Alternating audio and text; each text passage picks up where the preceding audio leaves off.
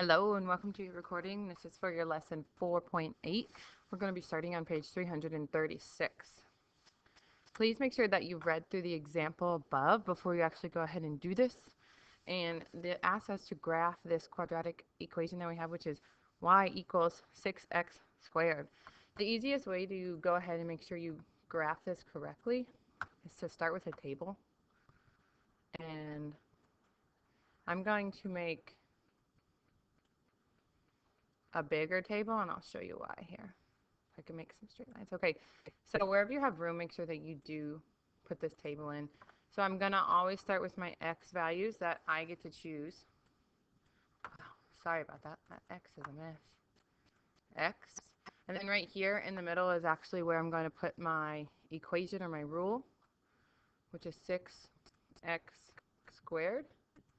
Now what's next comes y, which is kind of like the output. And then this last column, I'm actually going to put the ordered pairs, x, comma, y. All right, so since I have this graph here, I'm actually going to be using rule of 5. So that means that I have my 5 predetermined numbers. And we should all know what those are. Sorry that my other lines aren't long enough. Let's extend this. So the rule of 5, we start with -2 and go to a +2. The reason we do rule of 5 is because we have 2 negative numbers. We have 0, we have 1 and 2. So we know exactly what every little bit of different types of number look like. So right here when it says 6x squared, we can write that. Now the 6 stays, but instead of x squared, we have to replace the x with -2 and do -2 squared. So if we use our order of operations, which is PEMDAS, this should not be new information. Parentheses, exponents, multiplication, division, addition, subtraction. So if we look inside our parentheses here, we need to do this exponent rule. So -2 times -2, multiplied by itself 2 times, gives me a 4, positive 4. And then if you want to write that out, 6 times 4, that might help you process or remember. So 6 times 4 gives me 24. And then right here to do my ordered pairs x comma y, I would do my x is -2. My y value is 24, if I can fit it. Let me try again. 24 there, so -2 comma 24. So 24 being a pretty big number, we're going to have to kind of adjust our graph, but that's okay. Let's go ahead and finish this -1 here. So I have 6 times -1 squared. And I'm actually going to fill in the rest of this column. So 6 times 0 squared, 6 times 1 squared, and then 6 times 2 squared. Alrighty, so right here I have 6 times -1 squared. Well, -1 times -1 gives me +1 times 6 gives me a +6. So my input and output, I have -1 comma 6. Next I have 0. 0 squared is 0 times 6 gives me a 0. So this ordered pair is a very special point. We know it's the origin, 0, 0. Next I have 1 squared gives me 1 times 6 is 6. Write this as an ordered pair, so I have 1 comma 6. And then the last one, I have 2 squared gives me a +4 times 6 gives me 24. When you are doing these types of equations, the ones with like a squared, the quadratics, you are going to notice a pattern. So I start with my y's. I have 24, 6, 0, 6, 24. That's pretty normal for this. Okay. So now I graph. If I have to go to -2, 24, well, I don't have a ton of space on here, which means that I'm going to have to skip count or something like that. So let's say that I want to count by, let's do 5s, I guess.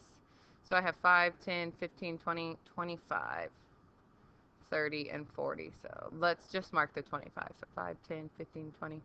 I'm going to say that this right here is 25. And I'll erase that in a little bit. So -2, 24, I go over 2, up to 24, which is right about there. Next, I have -1, 6, so I go over -1 up to about 6, and 0, 0 is at our origin. Now 1, positive 6. You're going to notice that these should really be in line with one another right here because it's just kind of on the opposite side of the y-axis. So then 2, 24 should be right in line here. So when I go to connect these lines, maybe I can do a curved line. That's a little bit off. I'll just draw it in. It's not going to be super perfect, but that's okay. So here is your parabola. If I could draw better lines, I would. Okay, please make sure you read the example on the top of page 338. Sorry, it was on the other page, I mean. So this is kind of like our word application problems. It says, the outdoor observation deck of the Space Needle in Seattle, Washington is 520 feet above ground level. Use the graph to estimate how far you could see from the observation deck. So this one really doesn't have a ton of math per se involved, but we have to be able to read a graph. And being able to read graphs is not only important for math, but science as well. So if they're saying, okay, if it's at 520 feet above ground level, well, ground level is obviously 0. So this is ground level right here where we start. I need to find about where 520 is. I can tell you that 500 is right here for sure. And I guess 520 would kind of be up, not quite halfway, a little bit over, or a little bit up here. And really this is going to be an estimation, okay, which is what it says, estimate. So there's kind of a range where you should be. And if we go over, we need to read this point right here. So that point gets really, really close to 30. It's in between 25 and 30. So if you would give me any value, I'm going to type it out so you can read it for sure. If you could give me any value, excuse me, any value between 25 and 30 would be a good estimation. And why is that a good estimation? Well, because I know that the point is here and it falls between 25 and 30. So it looks like it's a little bit closer to 30, so I would estimate that it is about 28 miles. That means when you're on top of the Space Needle, you can see approximately 28 miles away further. Okay, page 338. This is another example of y equals 3x squared. Or it's another example of the graphing part. And again, I think the easiest way is to make a table. So we don't have to do quite as big of a table. I'm just going to do an XY table. And some of you will like this a lot better. It's a little bit less writing. Same amount of work though. So my x value should all be the rule of 5, -2, -1, 0, 1, and 2. Let me add in some lines so I don't get confused.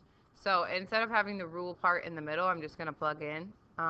So instead of this x here, it should be -2 squared, which gives me a +4, and then I multiply by 3, which gives me 12. Now I do the same thing, but with a -1 squared. Well, -1 squared gives me a +1 times 3 gives me 3. All I'm doing is plugging in for this variable right here. Next is going to be 0 squared, which is 0 times 3, which is still 0. And now, remember, if we have the pattern, we should know what these next numbers are, but we can still check mathematically. +1 squared gives me a +1. Plug it in and multiply by 3 gives me a +3. And then right here, 2 squared gives me 4 times 3 gives me 12. So these are my points. -2, 12. -1, 3, which is not going to be really on the graph too much. 0, 0, 1, so halfway over, up to 3. Remember, they should kind of be parallel each other here. And then 2, 12. And then you can go ahead and draw in your parabola. This one's going to be a little bit skinnier, mostly because of that coefficient out front.